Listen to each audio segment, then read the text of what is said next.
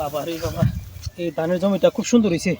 এটা এটা আসলে আমাদের জন্য সোনালি একটি ফসল।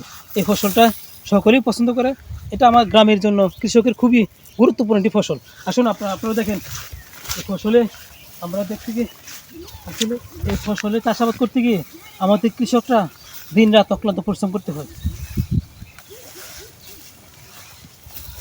আর আর এই সমস্ত এই কৃষকের পরিশ্রমের বিনিময়ে কিন্তু আমাদের এই সোনালী ফসল ঘরে আসে, আর আমরা দুবেলা দু মুঠো ভাত খেয়ে বাঁচতে পারি। আসুন আসুন আপনাদেরকে আর দেখুন।